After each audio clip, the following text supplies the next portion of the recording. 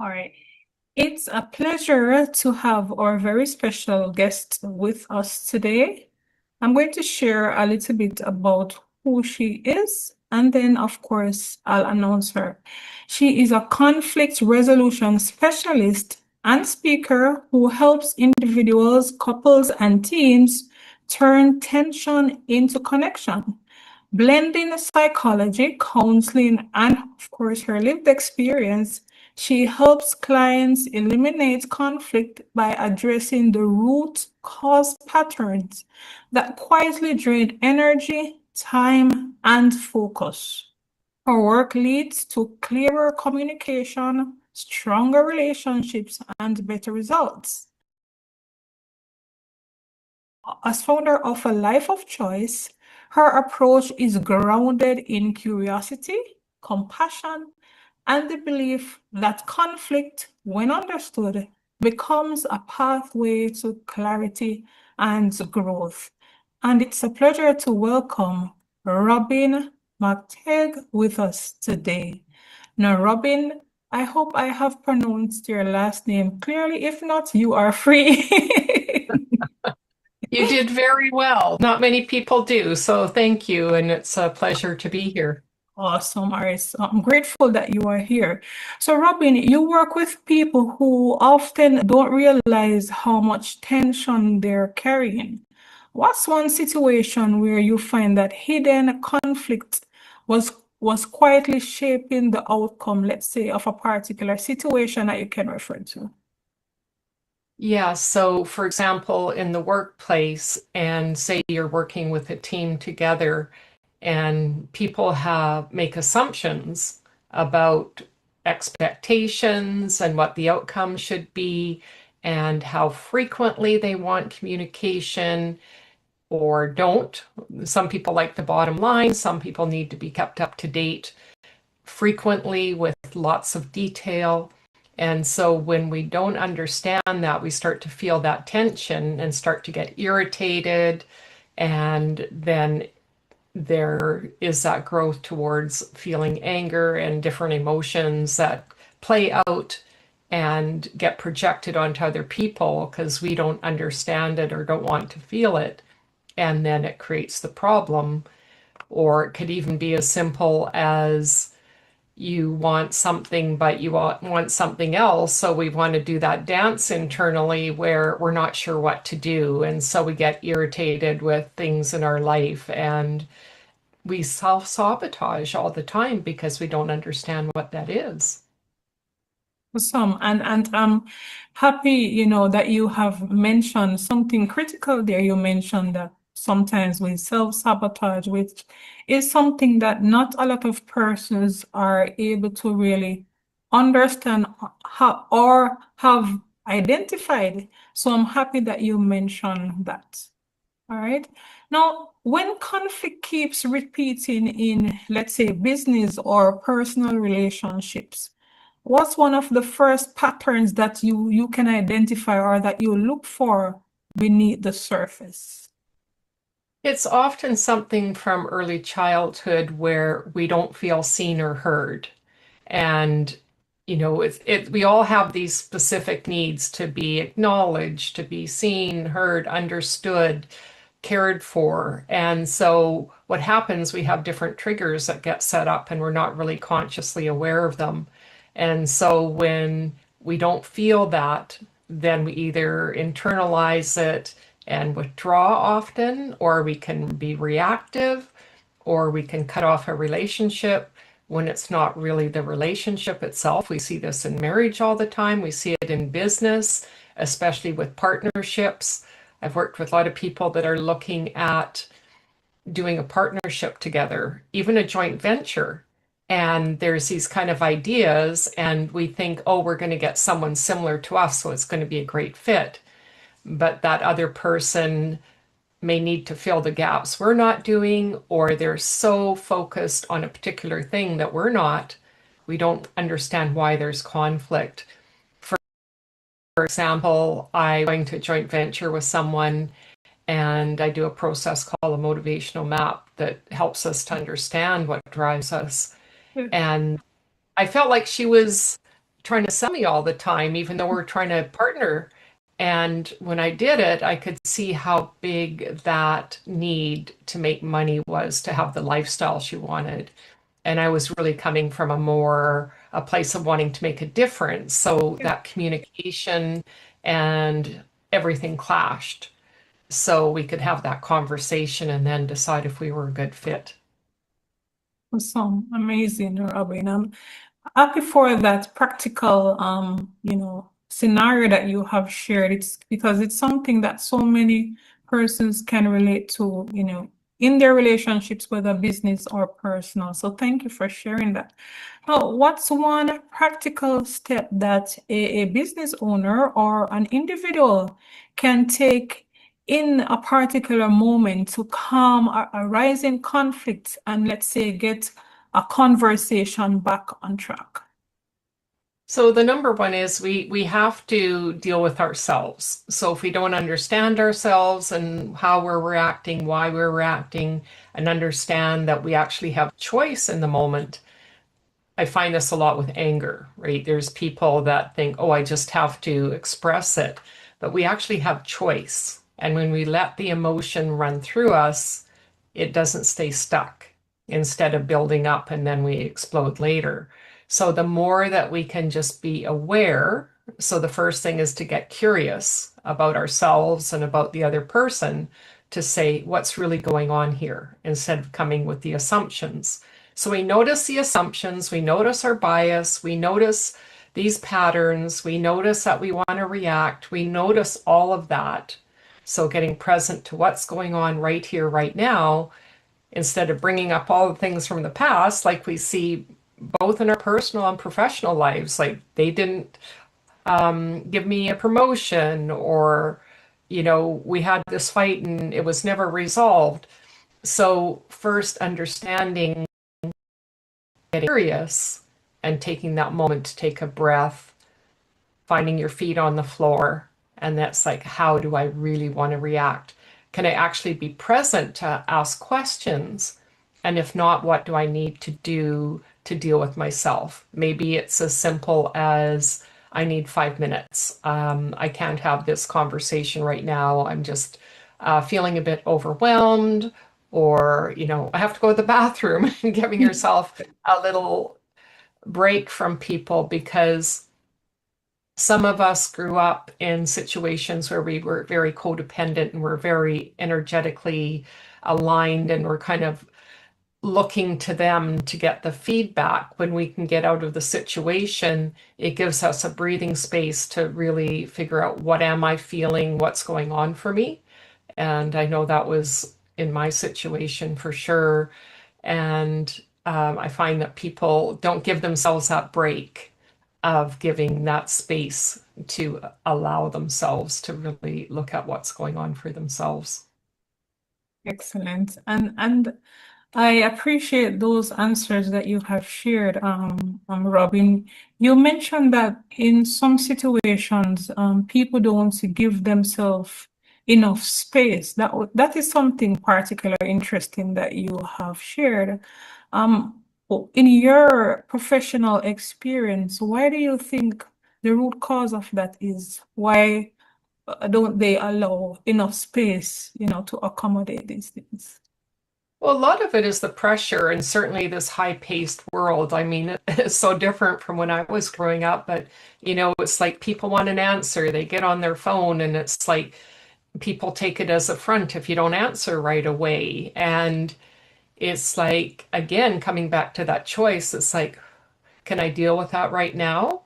Like for me, a lot of it is bringing in the context. So I can answer and say, I can't answer right now. I'll have to look into it. I'll get back to you. And the more that we can be specific and say, I need a day to look at this, or, can we talk about it next week? So not making the assumption, feeling the pressure, because we all feel it in this instantaneous world. Same with the email, and they put a priority. Is it their priority, your priority? Is it the business's priority? Like whose priority is it? Are they just trying to get it in your face because you didn't answer the last three? Or, what's the situation? So looking at the context is so important. And, if it's just something where you need that short time away, just go get a glass of water. I know when I worked in an office, I would do that to help myself if I was dealing with difficult clients, for example. It's Yeah. like, okay, I'm just going to go grab a glass of water, hydrate. Most of us are not hydrated, so we need to take care of our needs. And that ability to let go when we feel that we made or not made the right decision, to understand we're human. And, it's funny because we're all human and we try to distance ourselves from that. So learning to accept that, to be kinder and more compassionate to yourself, allows us to get that overthinking mind and the looping thoughts to relax, because we all have these inner critics that constantly bombard us. Amazing, amazing. All right, so Robin, for entrepreneurs who they tend to avoid conflict because it feels draining. What's one thing that you would want them to remember about handling conflicts? A lot of that again is knowing ourselves, and that's why I love to work with people to help them understand, our past and our personality doesn't define us. We can make different choices, and there can be that pressure we feel because I have to get business, right? Maybe I'm at a networking event and it's like I have to connect with six people. We put these pressures on ourselves, especially as entrepreneurs, because it's hard for us to turn off that switch, that we're not always out there trying to get business. So the more that we can create some kindness again and relaxed ideas, like what do I really want to do? Who are the people I really want to work with? So going to a networking event and saying, maybe I just want to meet one person tonight and just see if this is a good fit. Like, what are the speakers? What's going on at this event? Instead of trying to pack in five a week and then we're not getting our other things done. And it's this vicious cycle of I have to do more and more. And then we're burning ourselves out because of working in the evening and, early morning, and we're not getting the relationships outside of the work. And so it's like really looking and being honest with yourself, really looking what's important to me, looking at values, and then again, that taking the breath, like what's important right here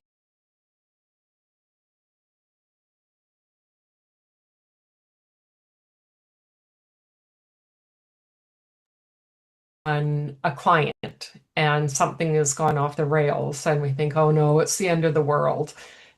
Instead, have the conversation like, this is what I'm noticing. We had agreed on this number of things to do, and now you're asking me to do more. Instead of building the resentment, you say, well, it doesn't fit into the scope. How would you like to deal with this? Would you like to add more to our contract? Yeah. And really being clear up front about what that contract is. So often it's just like, let's get the work.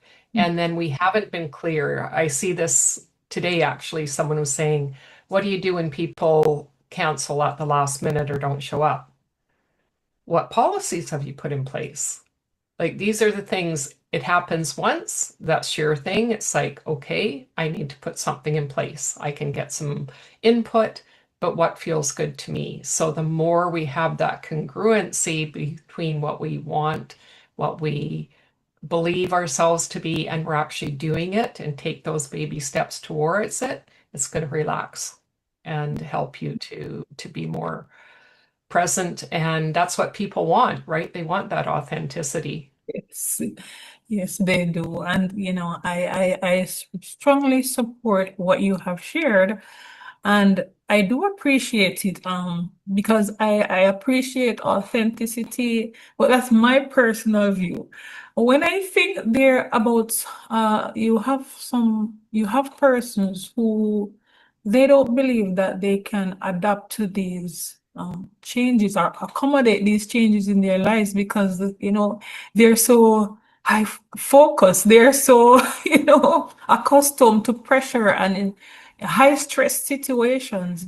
How would you advise them, to take baby steps to break away, from being high focused, always, going, I have to, I must, or I die. Yeah. And that's one of the things I do with this process is look at how much is enough. Like when we know what our motivators are. So, for example, if I am looking at the searcher and wanting to make a difference, how will you know when you've made that difference? How much is enough? Are you going to put yourself in the ground? Because that's what happened, and that's what happened to me. I got breast cancer 26 years ago because I was doing for everyone else, working full time, union work on the side, strata council, you name it. But where was me? I wasn't taking care of myself. And, that was my pattern. I grew up with a mom who was mentally ill and couldn't nurture me. So I didn't know what that was. I had to learn it for myself. So we have these patterns that are playing out, and the last place we're going to listen is in our body. And that's when you're going to get hit, whether it's mild, moderate, or severe, right?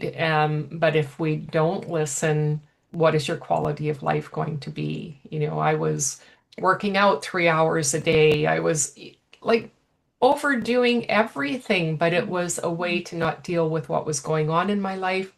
So we really have to be honest and say, what do I want my life to look like? Excellent there, Robin. And that's pretty meaningful what you have shared. It's about being kind to others and being kind to ourselves in the process, finding the courage to be kind to ourselves. All right, so I have one more question. We're doing pretty great with the time. All right, there's one more question, and you have a little time to elaborate further on this. What's one misconception about conflict that you in your professional experience, you wish more leaders would let go of? There's this idea that we can't be honest and open about what's going on. There are certain personality types that are the kind of really go-getters, and it's like push through at all costs. And maybe they start a project and everyone's with them and they're pushing ahead. They never have looked back to see where everyone was, and everyone's fallen by the wayside by the time they get to that finish line. And so people aren't with you, you're not building a team, or maybe you have a really high need for control in other ways, and you're not allowing others to support you and bring that in. So the more that we can create the climate for openness, we talk about psychological safety where people build trust because the leaders are opening up and saying, we're doing great, we're doing bad, these are the things that are happening or things that are impacting their own life. The more that we can see people as human, because we tend to other people, right? It's like they're a group of people, and that's why we see so much conflict right now in that kind of either or rather than all these shades, because it's like people are feeling stressed, and it's like if you have a leader that says, we didn't do that so well. We didn't include people. I want to know from you specifically what's going on and how you're dealing with the workplace and what's going on, instead of this place where everyone comes together and it's like, okay, this is what we're doing for everyone. What we find with the studies with motivation, it's more individualized, like that assessment. There's over 1 million combinations. We have basic needs, but we also are unique in what that is like. So thinking we can just give money, for example, that was the old way of thinking, that everyone cared about work for money. It's not the case anymore. We see people not staying in companies or staying on projects because it's like they want a life too. So we need to accept we're bringing our whole selves to everything we do. And this has especially changed since COVID, where people see what it's cost them. Yeah, And, people moved and they wanted to make change, but they didn't really do it in alignment with what they wanted because that changes over time. So taking that thoughtfulness and bringing in the conversation and allowing it is huge. When we can see people not as this figurehead and CEO, but this person with their own family needs, whatever it is. I mean, we don't have to spill everything about ourselves, but something to show us that they're a thinking, connecting kind of person that is really interested in the other people. excellent, Robin. And what an amazing way to end our podcast session today. It really has truly been a pleasure to have you share with our audience how they can be kinder to themselves, how they can appreciate authenticity, not just to be authentic, but to appreciate it. You have shared so much that will empower those who are tuned into this podcast. And I must say thank you for sharing your professional experience, your timeliness, your very clear explanation, of your experience and of your career advice. All of this is truly appreciated. It has been great having you here, Robin.